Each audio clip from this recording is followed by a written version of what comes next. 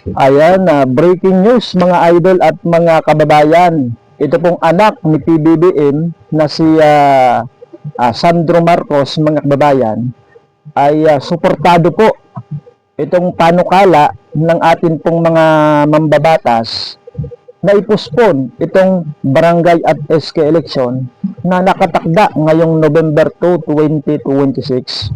So yan po ang ating pag-uusapan mga idol at mga bayan. Pero bago tayo magpatuloy, alam nyo ba na nasa, kung di tayo nagkakamali, ay 96 days na lamang po bago sumapit ito pong barangay at SK election na nakatakda nga po sa November 2, 2026. At ngayon po ay August 11 na po.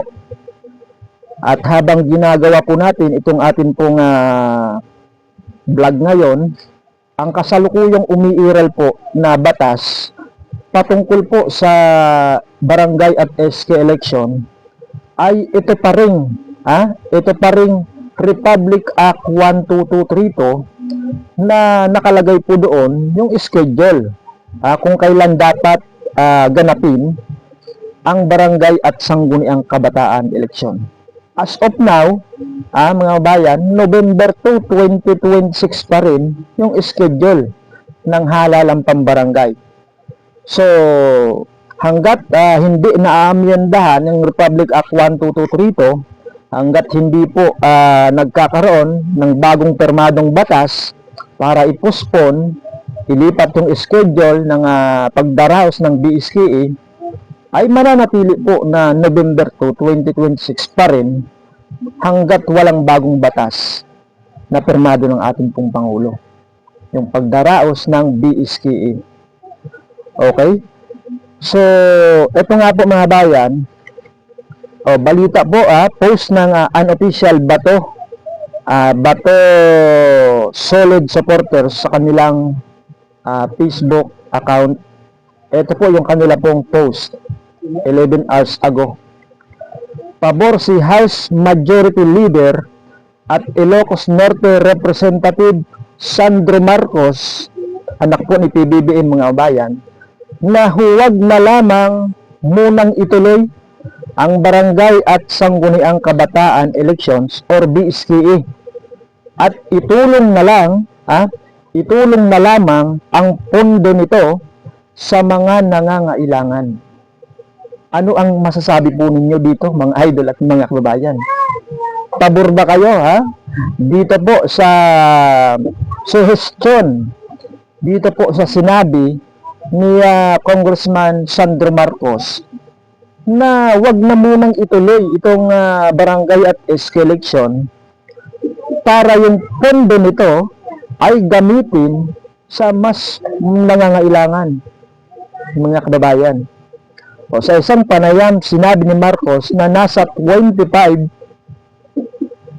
hanggang 30 bilyon ang matitipid ng gobyerno kung hindi itutuloy ang BSKE at maaaring magamit ang pondong ito sa mga apektado ng krisis. Sa tingin nyo ba yung pondo ng COMELEC ay pwedeng gamitin mga kababayan? Pwede bang gamitin yung pondo ng COMELEC sa ibang proyekto ng gobyerno katulad ng pag-ayuda sa ating buong mga kababayan na apektado ng krisis? Sa tingin ko kasi nung mga nakaraan, di ba, sinabi mismo ni ng chairman ng COMELEC na yun pong pondo na naka-allocate sa COMELEC ay para sa COMELEC lang po yun. Hindi pwedeng galawin, hindi pwedeng ilipat. Okay? Kasi bawal daw po yan sa atin pong saligang batas na paglilipat ng pondo. Halimbawa, yung pondo ng COMELEC, ilipat mo sa DepEd, ilipat mo sa DSWD, bawal daw ho yun mga kababayan. Hindi pwedeng galawin, hindi pwedeng ilipat sa ibang ahensya ng gobyerno.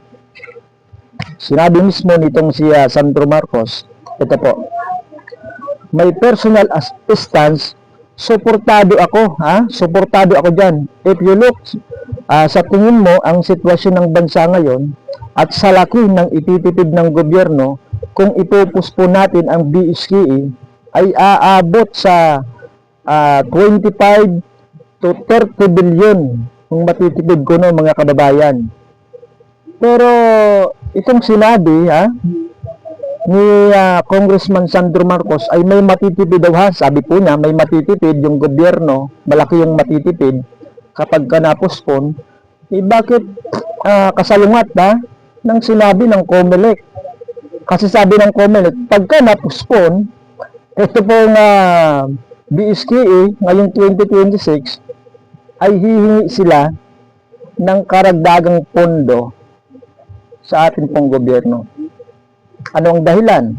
Kasi sabi po nila, dadami yung botante, magiging qualified na botante, syempre magkakandak ulit sila ng voters registration para sa mga magiging qualified na botante kung kailan po nila gustong ganapin yung eleksyon. Halimbawa, sa 2028, mapupuspon na yung 2026. Siyempre, yun pong mga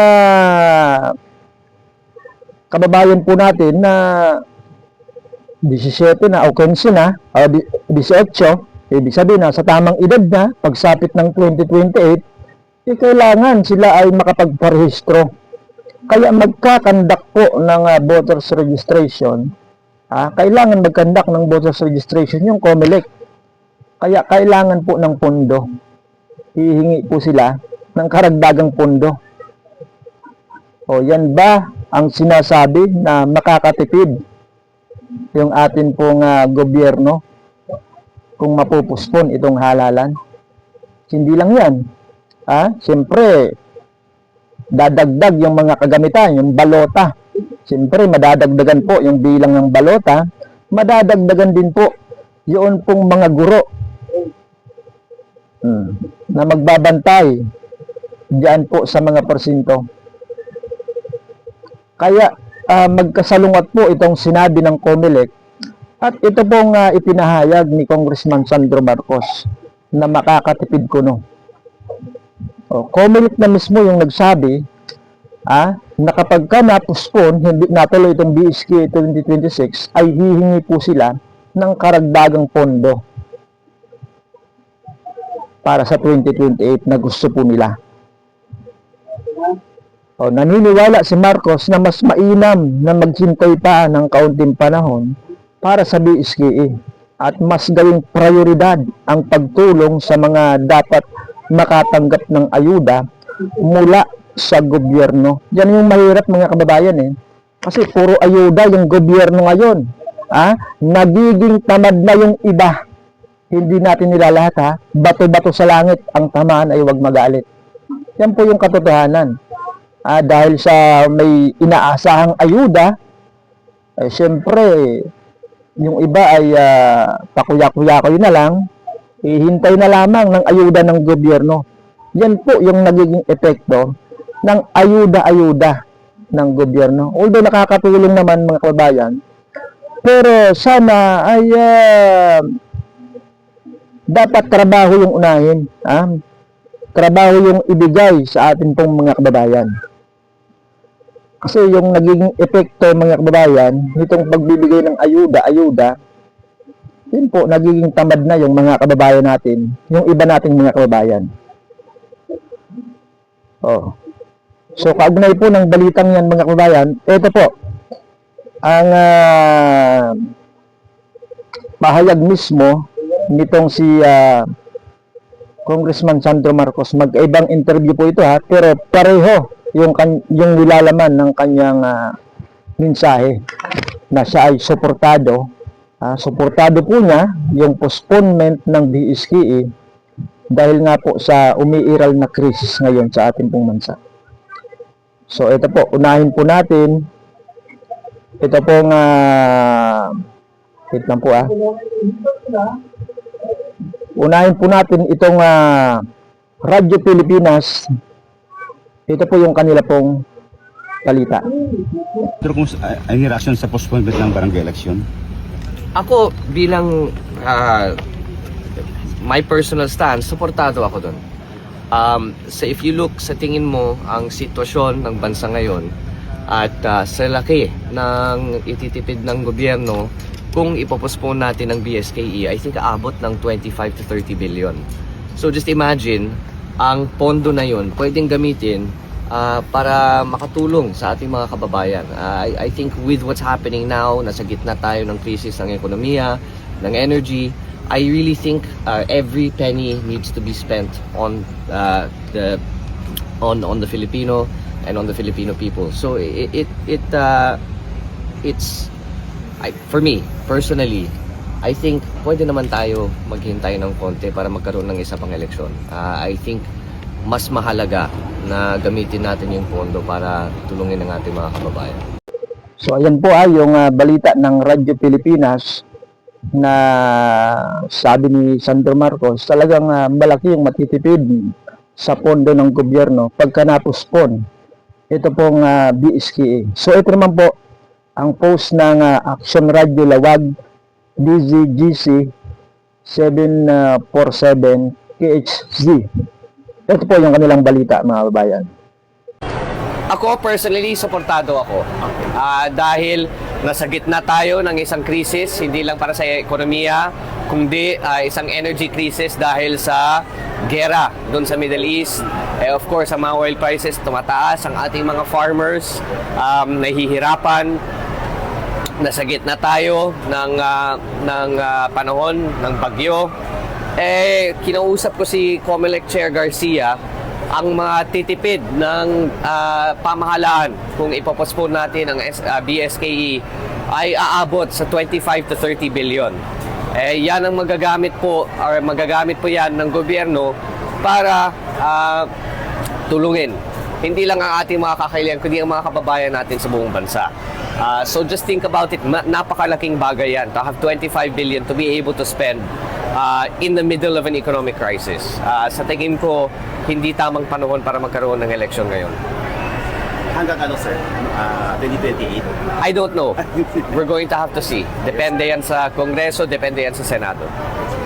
So ayan po mga idol at mga kababayan, narinig at napanood po natin mismo sa magkahiwalay na post na yun nga po magkahiwalay na post pero iisa yung kanyang paninindigan iisa yung paninindigan nitong si Sandro Marcos na kanyang suportado nga po niya yung postponement o pagpapaliban ng BSKE sapagkat malaki daw umano yung matitipid ng gobyerno.